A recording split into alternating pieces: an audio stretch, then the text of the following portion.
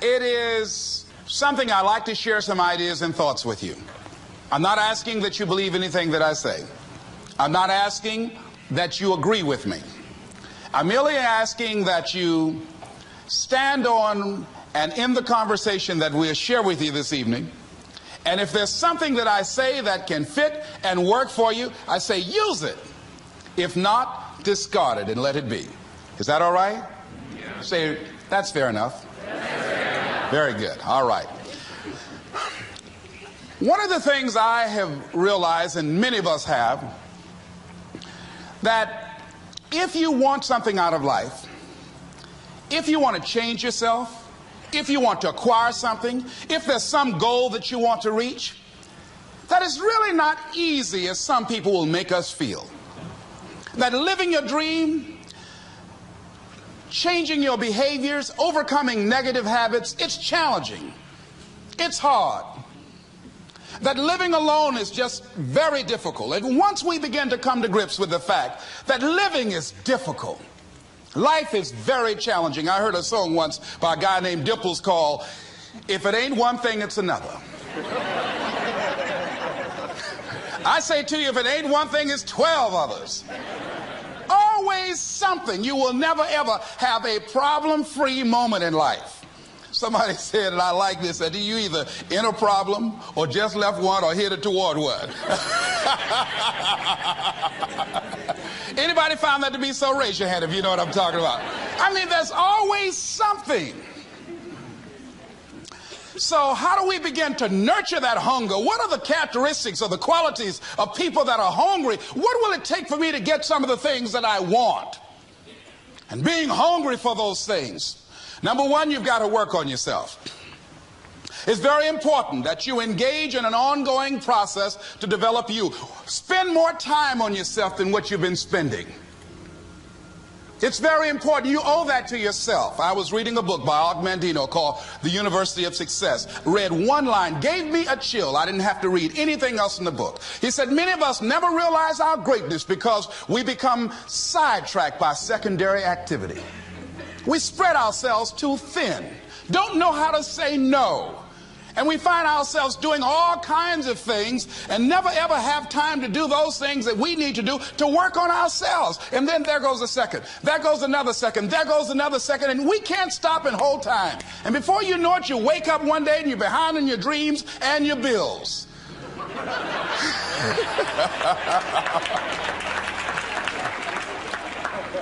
So decide that you're going to take some time to work on you, that you deserve that. From yourself, that your life deserves some prime time because you are creating your own production. As Michael Todd would say, you are the star of your show. You are the director. You're writing the script. And you will determine whether your life is a smash office hit or flop. You determine that. Working on yourself, talking to yourself. That's so very important. Overcoming the negative conversation, that inner dialogue that's going on all the time, even when you don't want it to be there. You can't stop yourself right now from thinking. You can't do it. It's going on. And so learning how to empower yourself, part of doing that is standing up to yourself. You've got to stand up inside yourself sometimes and say, shut up. You've got to do this. I was going to give a presentation, and this voice inside of me saying, you can't do this. You don't have everything it takes. I shut up. Yeah, I'm behind on my bills, and you're telling me what I can't do. I have got to do it. You'll get scared sometimes. Your mind will go blank on you. Some people you will allow to unnerve you, and you wonder, what's wrong with me? I'm not crazy. That's why you've got to learn to make a conscious, deliberate, determined effort to stand up inside yourself. Working on yourself, watching that inner dialogue, it will determine the quality of your life. I don't believe this. I know this. I've had a challenge of losing weight. I'm walking through the airport, this voice say, why don't you have some M&M peanuts? No!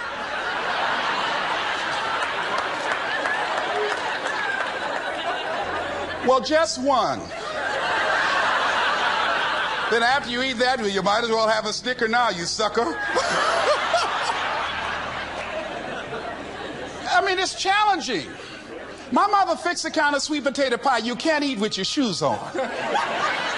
Have to take your shoes off so you can wiggle your toes.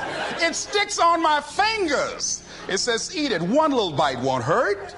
That voice, constantly. Little demons from Colonel Sanders driving my car in there. I had to say, no. I'll diet tomorrow.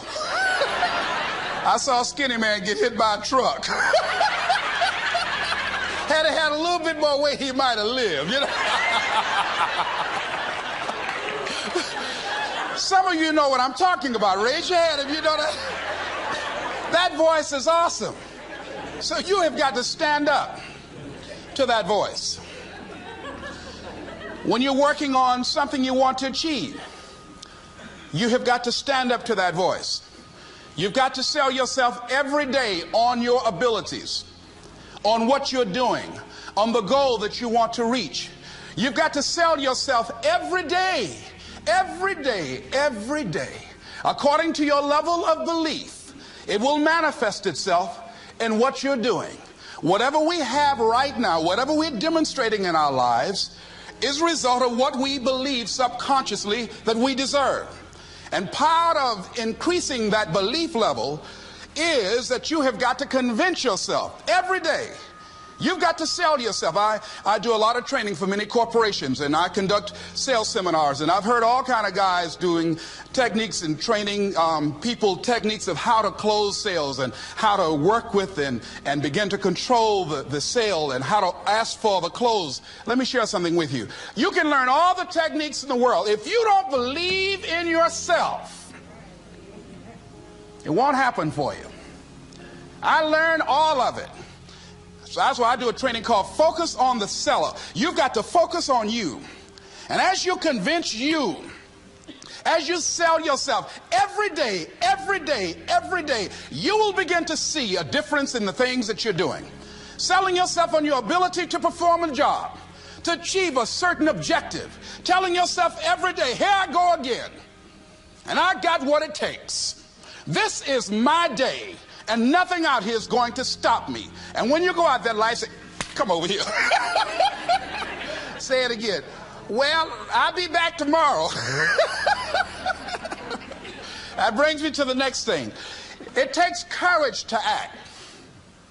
Part of being hungry when you've been defeated, it takes courage to start over again.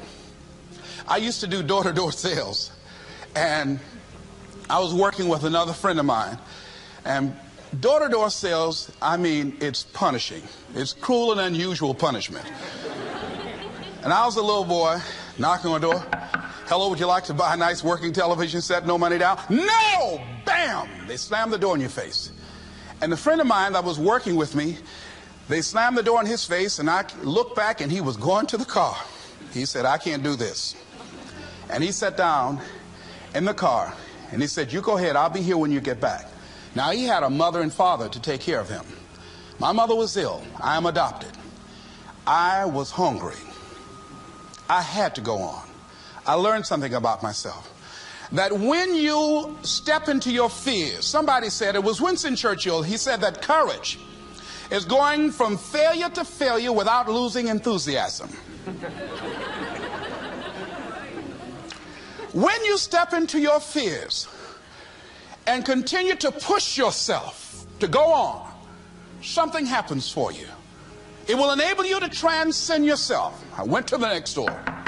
You like to buy a nice working television? No! Bam! Went to the next one. No! Bam! After a while, I no longer took it personal.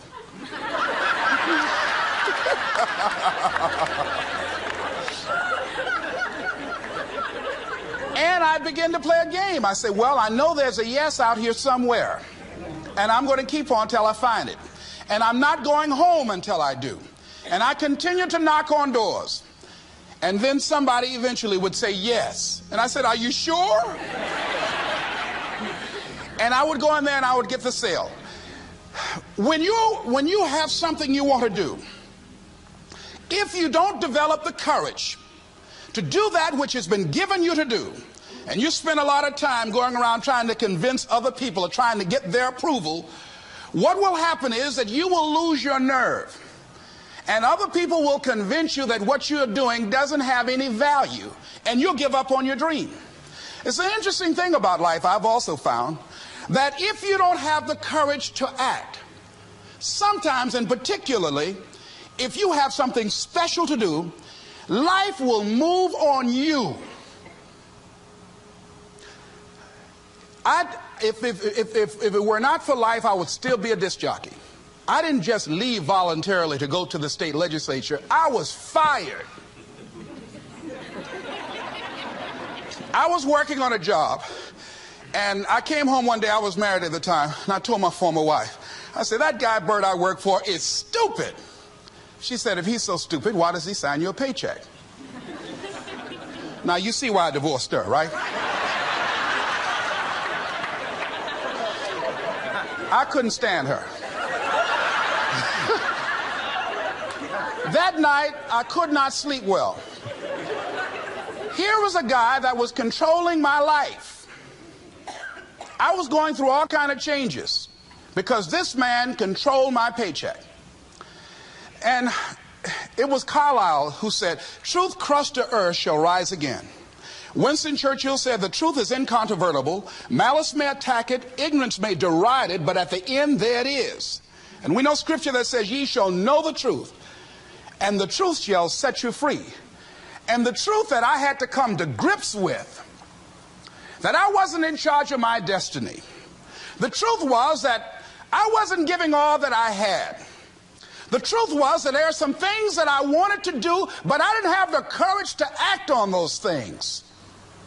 And the truth was that Bert Childs was a blessing to me. He made life so miserable for me, I had to start looking at my life differently. I started going to work earlier.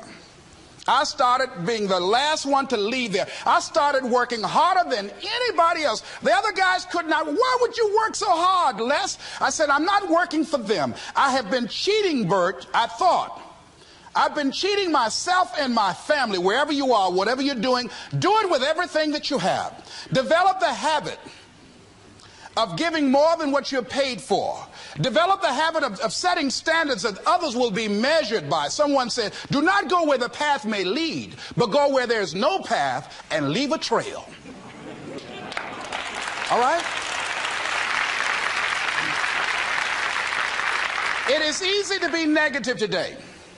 It is easy to have low morale today. I was at a corporation and they're going through downsizing and going to lay off some 1,500 people over the next few weeks. It's very depressing there. And those people that stay there 9 times out of 10, they're just going to do just enough to keep from getting fired. Anybody can do that. But if you can begin to harness yourself and say that where I am, I'm going to do the best I can with what I got, because that is an expression of who I am.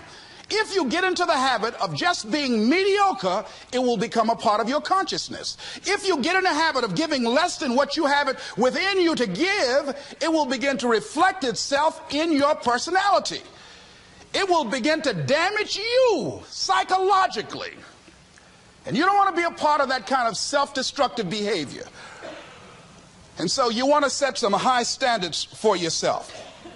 The next thing, part of what feeds that hunger, you've got to develop a sense of urgency.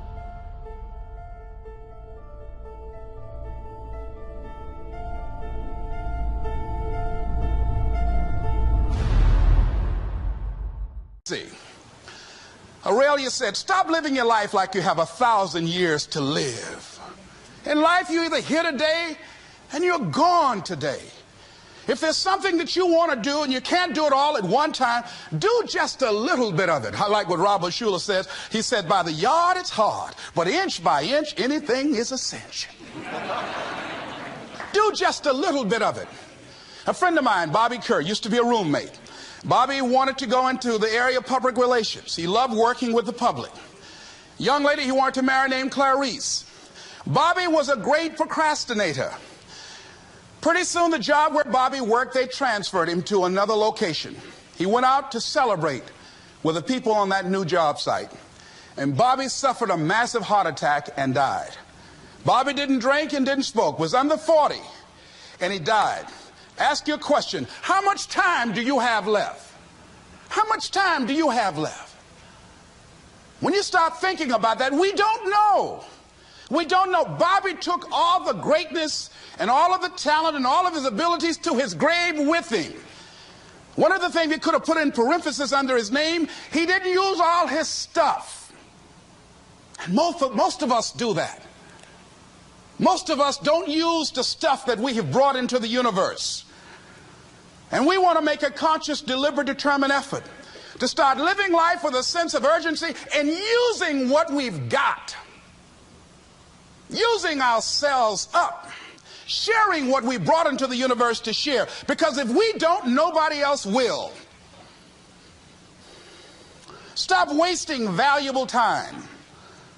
Knowing that if we begin to live our lives as if each day were our last, our lives will take on a whole new meaning. They take on a whole new expression. Valuing each moment that we are blessed with. The next thing that begins to nurture that hunger, honor yourself as your word. Don't give your word out lightly. When you throw your word out there and you don't honor it, it makes a statement about you. If you decide to maintain a sense of integrity with yourself, that if I speak it, I'm going to live it. It's who I am. And I'm going to be very cautious in how I give my word to others, and most of all with the commitments that I make to myself. Because I want my life to reflect my words and honoring who I am and what I express. Another challenging area in terms of nurturing and developing that hunger in yourself is learning the art of becoming single-minded. Learning how to concentrate. Learning how to focus in. And you'll be surprised at the things that you're able to do. When you learn how to block things out, when you learn how to keep thine eyes single, you'll be surprised at the ideas that will come to you, of the people that you'll be able to attract, of the opportunities that you'll be able to see. You'll begin to see things that have been standing there looking you in the face and say, I can't believe this has been here all this time. Here's a habit that I do. Maybe it might be of some value to you. I get up in the morning and I start writing what great ideas that I can think of today that can improve me and that will enable me to reach my goal. And I just let my mind flow. Sometimes I write 15, 20 ideas. Some days it's more difficult than others. One idea can change your life. One idea can turn your life around. Deciding that you're going to focus to develop your skills. A guy was the new owner of a baseball team that was in the basement of the league when he took it over. He went to the pitcher and he said, what is your best throw? He said, well, I got a good curveball and I've got a good fastball. And he went on talking about his different throws. He said, but tell me this, what is your best throw? He thought for a moment. He said, I've got a good fastball. He said, that's all I want you to work on. Nothing else. Just develop your fastball. The next year, they went to the World Series. Most people don't know where their fastball is. Most people go through life never discovering what their talents are. Most people never develop their talents. They have skills and abilities, but if you don't nurture them, if you don't develop them, they will never serve you. Your gifts can take you many places if you develop your gifts. Most of us don't like to do those things that come easy to us. I've always loved to talk to people. I decided, taking this advice, to develop my skills as a speaker. And my gift has developed and it's taken me many places. You have something that you brought to the universe. And that if you decide that my life deserves my developing this, what I do well, and becoming the best at it and mastering myself and seeing what I have within me, if you decide to drop your buckets where you are and develop your gifts, I grant you, you'll never ever be without. I grant you that your gifts will take you places that will literally amaze you. I grant you that if you begin to work to develop your gifts, you'll develop a strong sense of happiness. You'll get a larger vision of yourself, because part of beginning to get a larger vision of yourself, all of us need some area of our lives where we can have a feeling of competence. That people know when they think about this area, that's something you do. That you eat and sleep that. And that you do that. You do that. And people know it. And you know it. And you know that you know this. If you don't know anything else, you know this. Can you tell I know what I'm doing? Oh, hello. You know this. So you've got to work on it. When other folk are having a good time, you've got to have the strength of character to concentrate, to read, to digest information. If you decide in any particular area that you're concerned about, to make a conscious, deliberate, determined effort to read one book a month in that area, in 5 years, you'll be among the top 5% experts in the world. I read a minimum of 2 books a week. The average American reads only 1 book a year. If you decide that area that you love, that you are going to master that particular area, in this era of accelerated change, overwhelming complexity, and tremendous competition, as you begin to develop and expand your skills and your talents and your vision of yourself, you will always be in control of your destiny. The next thing is, whatever it is that you want to do, you want to do it massively. I have a friend who was telling me that his sales were down. I said, well, how many phone calls you make a day? He said, 25. I said, double them.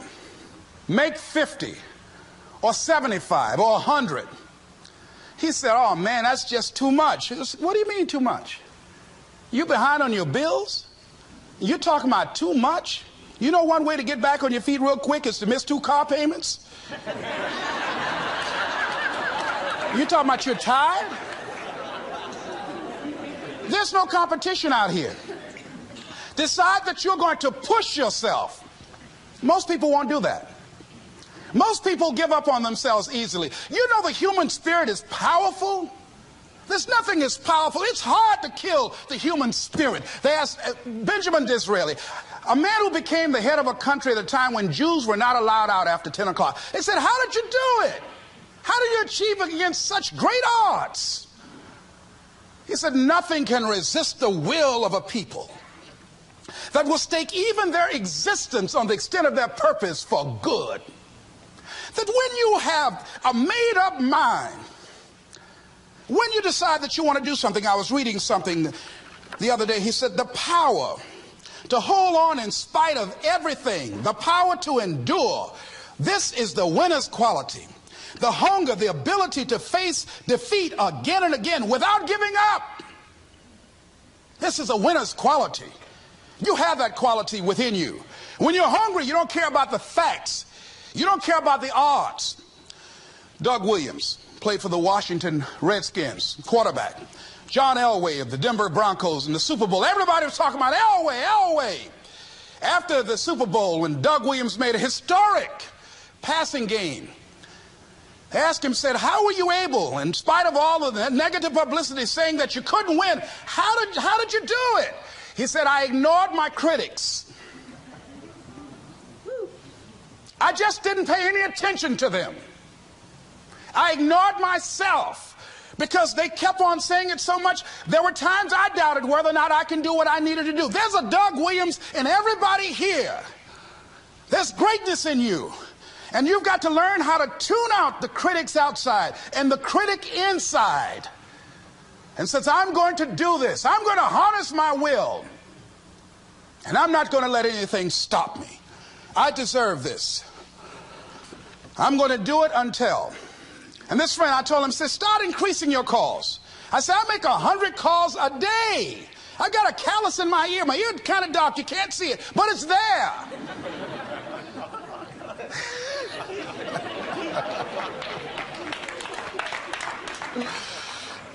His sales have increased. He's working harder now. The other thing is that if you want something, you have got to be relentless. You've got to learn how to become resourceful. You've got to learn how to become creative. When crises strike in your life, and in the Chinese language, crises mean danger, but it also means opportunity. And this is an opportunity for you to grow. And you've got to be so relentless, regardless of what comes down the pike, that you're always looking for a way to get over, always looking for a way that you can break through, always looking for a way that you can win.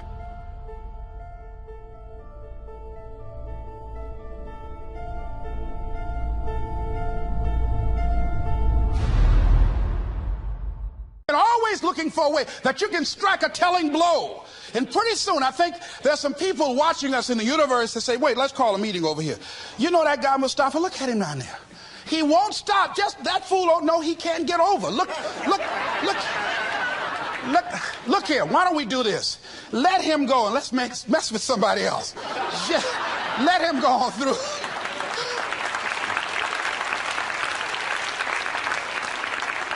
Life will just get tired of whipping you sometimes. And just say, let's just let this one go. I believe this. Now, no one has told me this, but I just kept on kicking.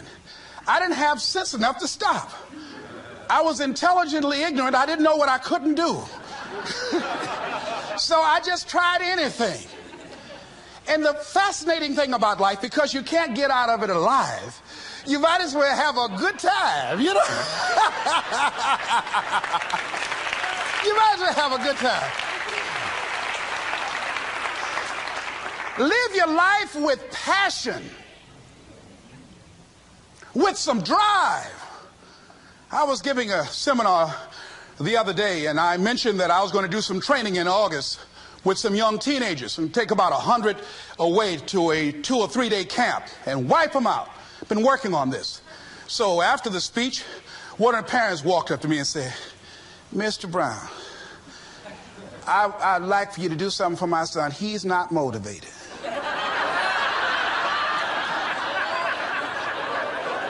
I said, I wonder why.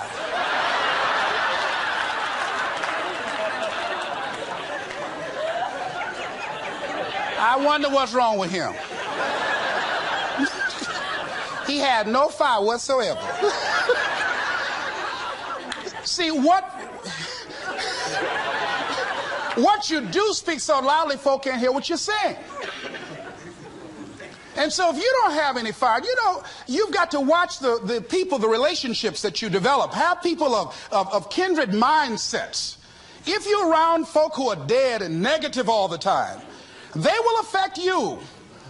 You want people that are around you that have smiles on their faces, looking good. I was telling a group last week, Abraham Lincoln refused to hire a guy because of his face. They said, but the guy can't help it. He said, anybody over 30 is responsible for their face.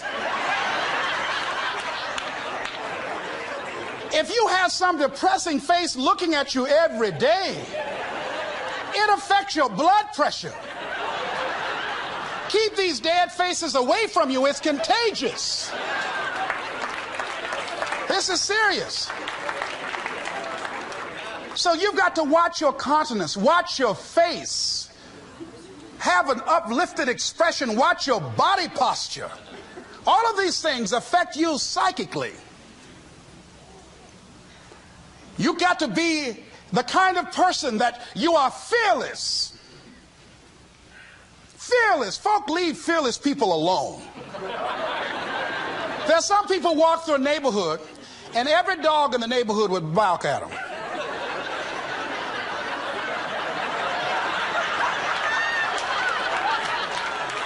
But there's some people come through and ain't nobody gonna mess with this.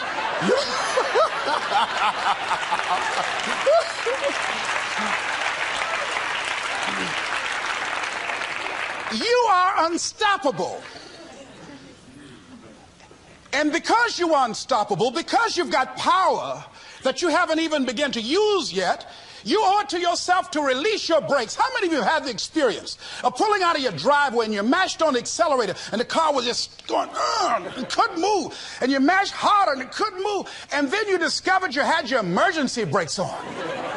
And then you release those emergency brakes and it goes, choo. Have you ever had that experience before? Most of us go through life with our brakes on, holding back, not giving all that we have, not sharing all of ourselves. Most of us go to our graves still holding on rather than releasing it. What are some of those things that keep us from releasing it? Because of past experiences, past defeats, past pain. We look back, well, it didn't work out then. It probably won't work out now. Many people get confused their performances with who they are. I was reading Pat Riley, the coach of the Los Angeles Lakers.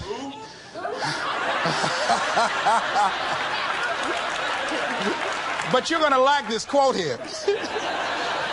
After the Trailblazers had blown them out of the water, and I'm sure he said this last night, they asked him, how do you feel?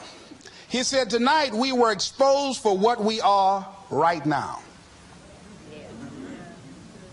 You see? That if my speech tonight doesn't work, it doesn't mean that I'm a bad speaker. It means that what I did didn't work tonight.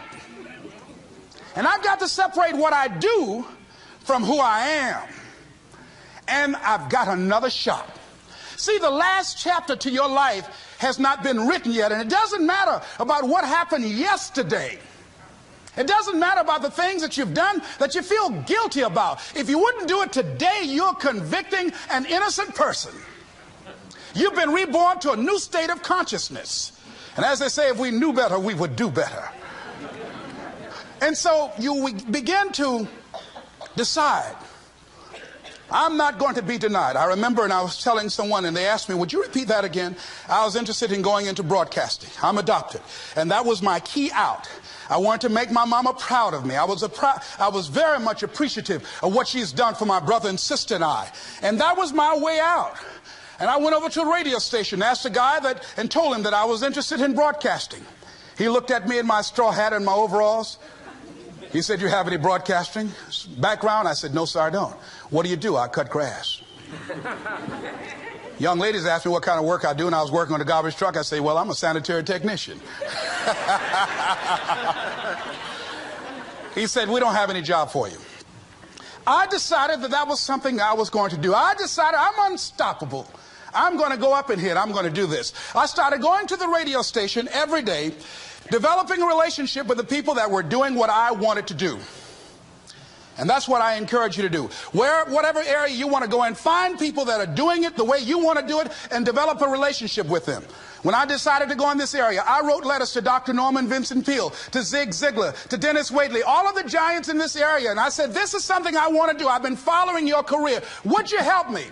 Dr. Norman Vincent Peale answered my letter, did an article on me, wrote about me in the most recent book that he issued, and done many broadcasts about me. I'd wanted to develop a relationship and rapport with those people that were achieving those things that I wanted to achieve. By the same token, I would go to the radio station, and I developed a relationship with the guys. And they used me as an errand boy when they needed some food or someone to go pick up entertainers that came into town. Temptation singing My Girl, Jerry Butler singing For Your Precious Love, Sam Cooke singing Darling You Send Me. I would pick up the entertainers at the airport and drive them around in the disc jockeys, big Cadillacs. They didn't have any driver's license, but I was acting like I had some.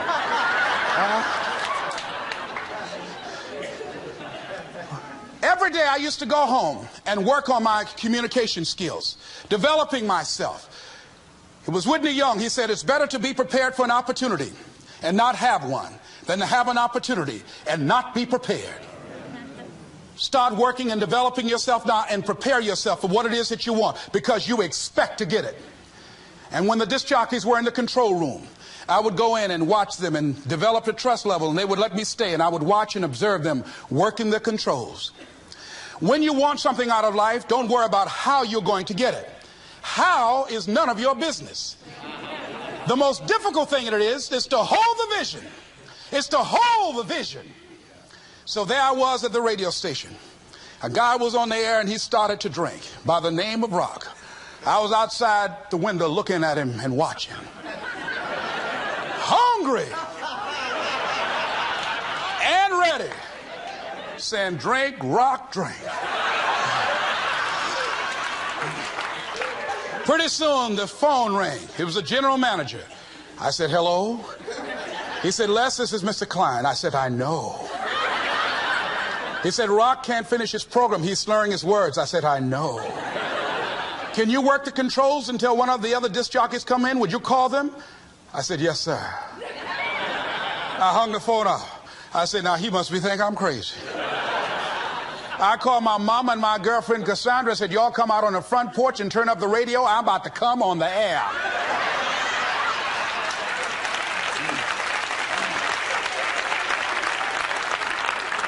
I waited about 15 minutes. I called him back. I said, Mr. Klein, I can't find nobody. He said, well, why don't you go in there and work the controls until they get there? And don't say nothing here. I said, yes, sir. I couldn't wait to sit down at that turntable, Mustafa.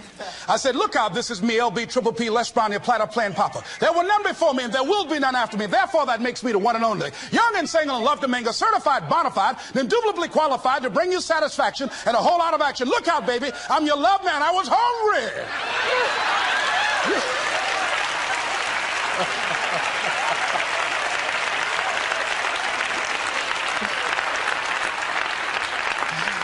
Shake somebody's hand on your right and left and say, you've got to be hungry.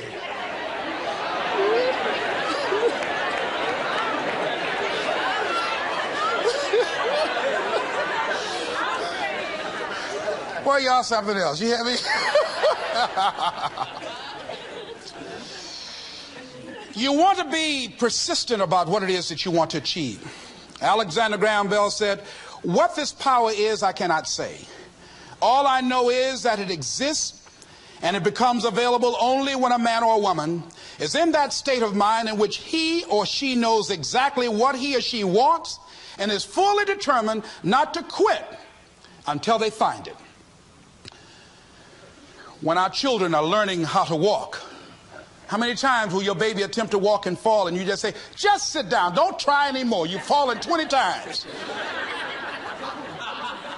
Just sit down somewhere, busting your lip and everything, getting in folks' way.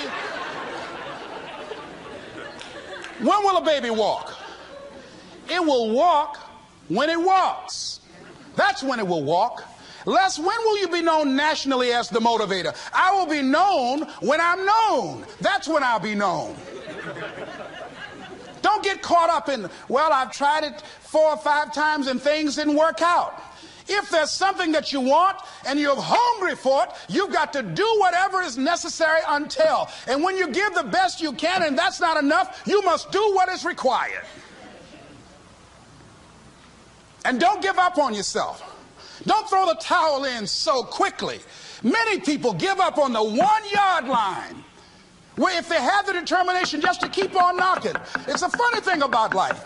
If you're home one day and someone is knocking on the door and you say, I don't want to be bothered today, and if that person just keep on knocking, say, can you believe that fool's still knocking? Pretty soon you say, what is it? What do you want? And that's how you've got to be about your dream. Some people, well, I guess ain't nobody home. I knocked on the door, but nobody came. I heard the television on and people were moving around, but I guess opportunity probably went out the back door. Oh, no. See, life is not just that simple. It's not that cut and dry. And that's why most people never realize their personal greatness, because they're casual about life. And when you are casual about life, you will end up a casualty. Life is serious business. So I encourage you to be persistent, to not decide that, well, I've done the best I can. I guess I just can't have it. Don't make that decision. Many of us make premature decisions about ourselves. Calvin Coolidge said something. A man who was a president that was not known for his eloquence or making any historical decisions, but something he wrote about persistence. And he says, press on. Nothing can take the place of persistence. Talent will not. The world is full of unsuccessful people with talent. Genius will not. Unrewarded genius is almost a proverb. Education alone will not. The world is full of educated derelicts. Persistence and determination alone are omnipotent. There's a person that is the embodiment of persistence and determination. A person who decided that some time ago that I'm not going to take anything to my grave with me. I'm going to use myself up, and I'm going to give and give and give until my last breath. This summer, I'm going to be working for her and with her, doing training, teaching young people techniques and strategies on how to manifest their personal greatness, teaching them techniques and strategies that will change them at the subconscious level, changing their value systems, and let them see the major role they can play in society. Let's give Mrs. Rosa Parks a round of applause, if you please.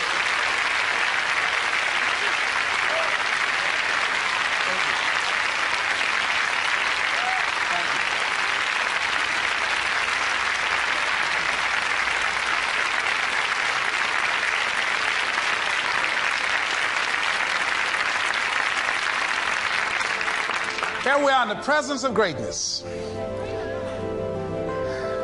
Mrs. Parks, people over here couldn't see you. Would you come up? Could you? She's such a beautiful person.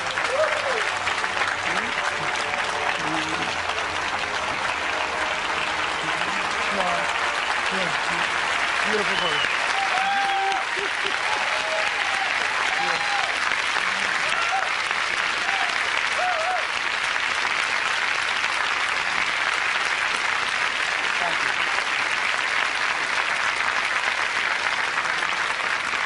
I encourage you to see Mrs. Parks and Mrs. Elaine Steele about the Rosa and Raymond Parks Institute for Self-Development. If you're interested in your children participating in that, they have some information over here to share with you.